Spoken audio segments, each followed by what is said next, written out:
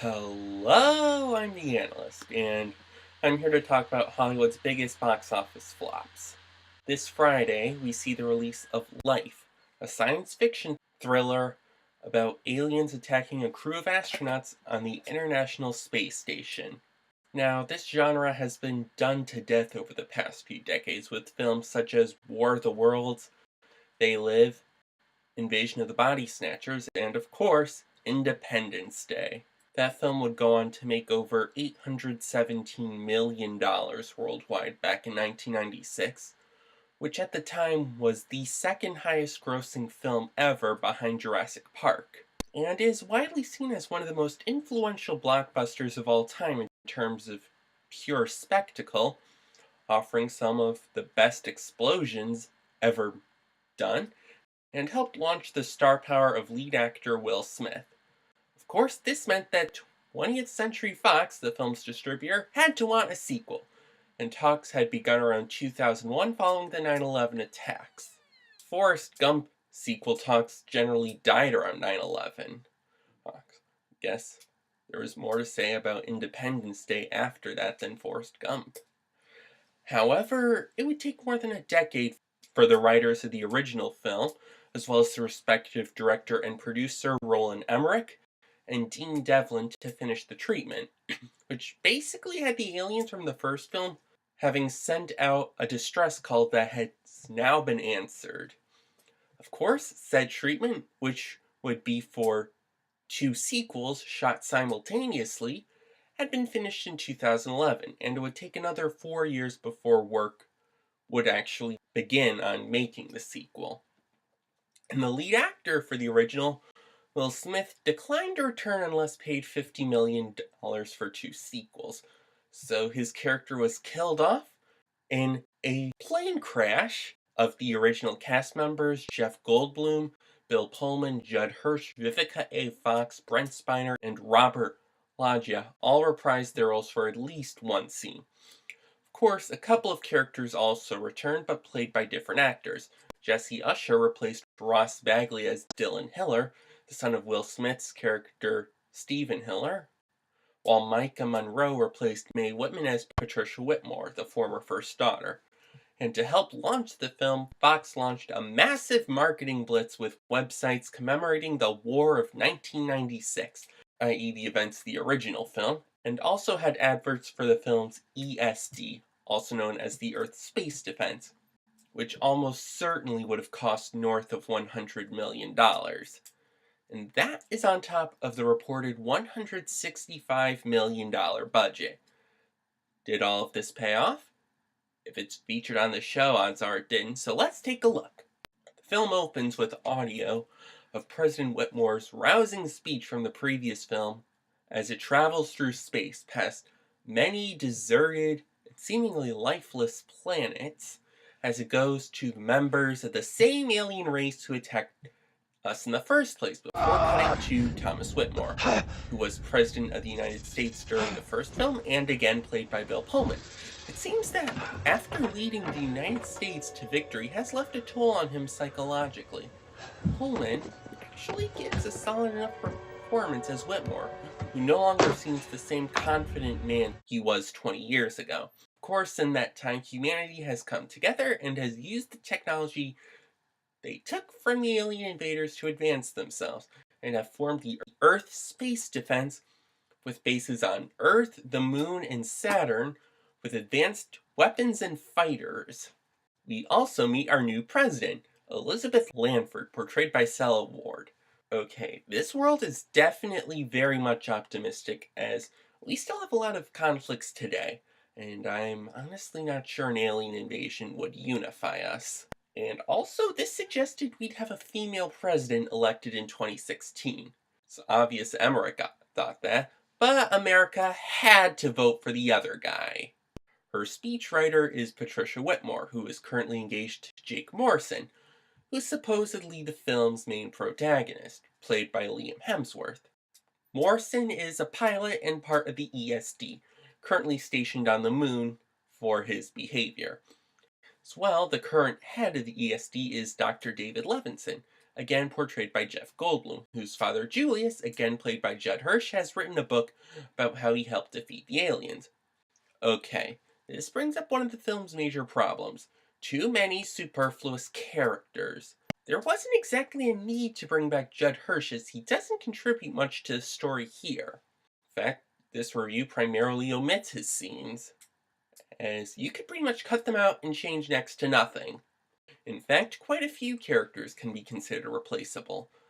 Another one of these is Floyd Rosenberg, portrayed by Nicholas Wright, who is also one of the film's 5 writers. An accountant auditing David as he travels to meet the warlord Dikembe Umbutu, as part of a Congo land, who has allowed the ESD to look at an intact, disabled alien destroyer following a lengthy ground war between Umbutu's people and the aliens. That's a story we should see! Of course, they travel in and realize the aliens had in fact sent a distress signal, for the ESD receives reports of an alien ship coming in, though it looks nothing like the aliens that attacked us in the previous film. And while Levinson suggests doing nothing, the world's leaders generally overrule him and shoot down the craft.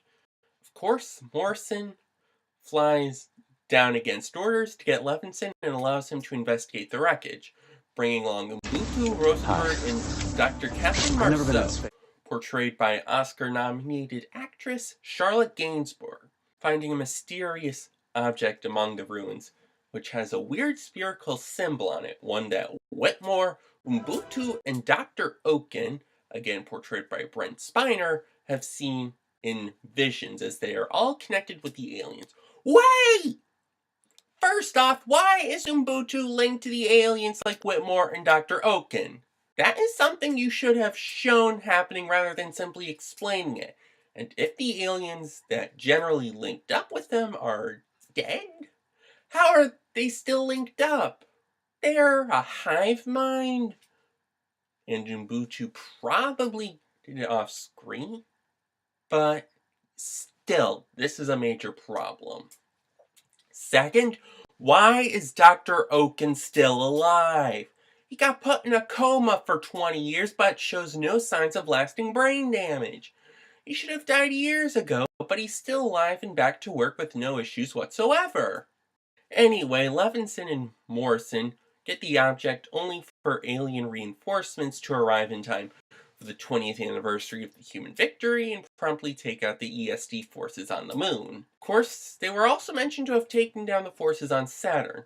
Another one of the film's major problems is that a number of major events occur off-screen. Humanity tries to fight back, but the new mothership is well shielded and takes out a lot of their defenses before landing in the Atlantic Ocean, and promptly drop Kuala Lumpur over London, and we get this gem from Jeff Goldblum. We'd like to get the landmarks.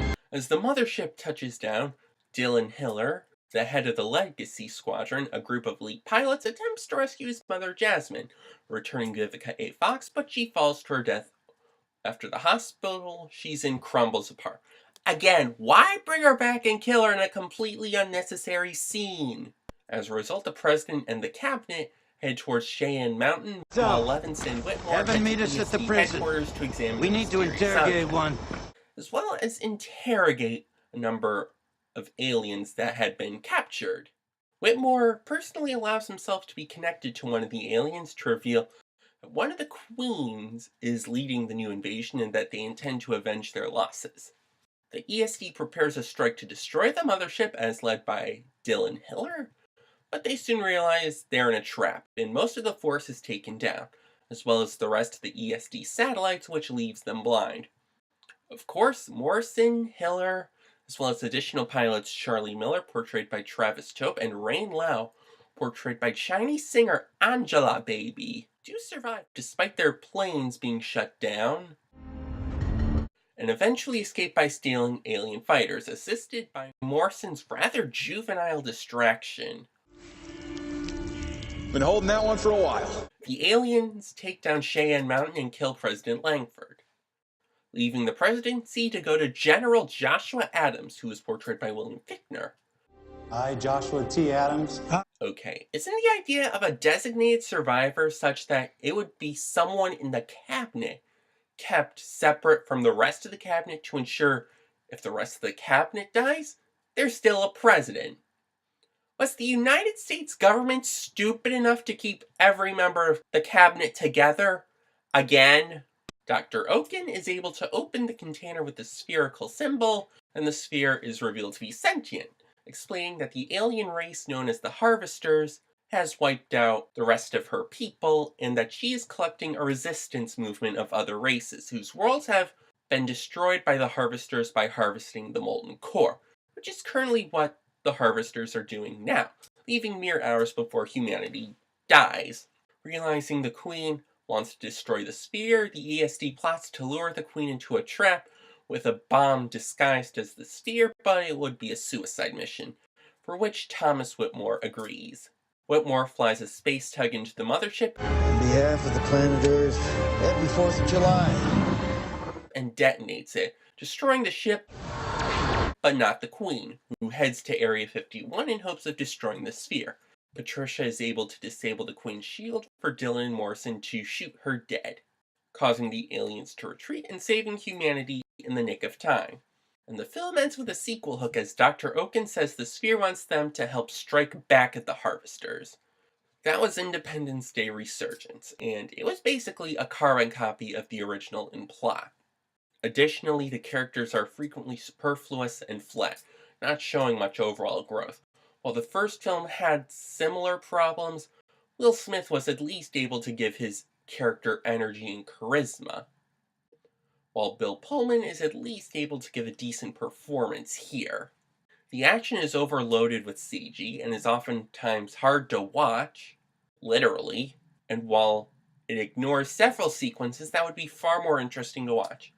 And to believe it took 5 writers to craft the script and 4 to do the story. Of course, too many cooks spoil the soup. Ultimately, taking away all the filler probably cuts this down to maybe half the length, and it should have been combined with much of the proposed third film to make one film that probably should have been better. Fox scheduled this long-delayed sequel to June 24th, 2016, where it opened up against The Shallows, Free State of Jones, and The Neon Demon, and it opened in second place behind the second frame of Finding Dory with just $41.04 million. To put that in perspective, the original Independence Day burnt off demand with a late Tuesday night / Wednesday day opening, and still wound up with $50.22 million over the 3-day weekend, which essentially translates out to $96.1 million in its first 5 days. This is effectively only 41.4% of the tickets sold, comparing opening weekends, and that doesn't even account for 3D, which probably makes it closer to 40% attendance retention. How did it fall so hard? Well, the first Independence Day may have been well seen, but it didn't have a great legacy, and that was 20 years ago with little done to keep the brand alive. In comparison, Jurassic Park had 2 sequels made before Jurassic World, plus had a 3D re-release 2 years prior. Ultimately, Independence Day banked alone on a 20-year brand that had been thoroughly dilapidated. Plus, Roland Emmerich hasn't been the best of filmmakers, so that played some part.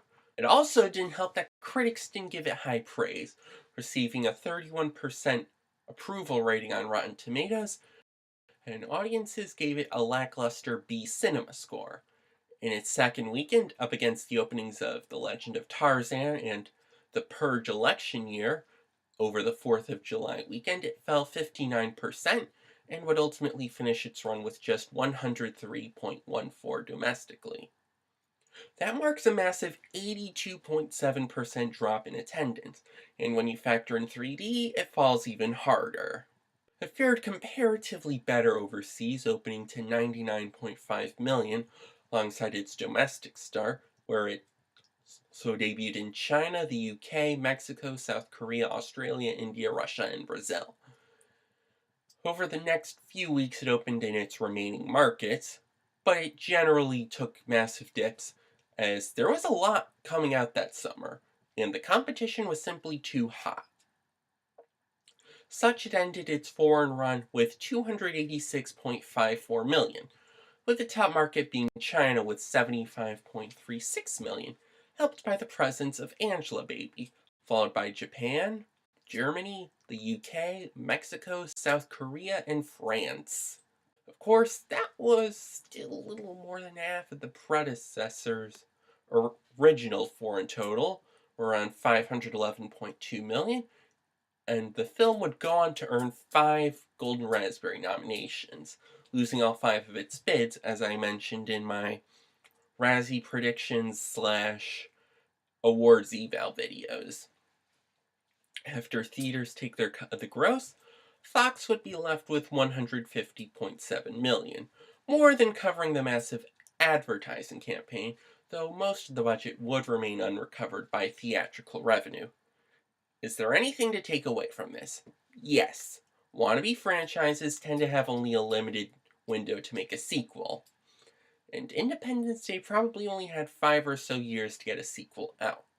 20 years was simply too long for this film, especially not having Will Smith. To put in perspective, sequel to The Silence of the Lambs, Hannibal, came out a decade after that film, but it fared far better because The Silence of the Lambs was well received and it had the major element that drove it, Hannibal.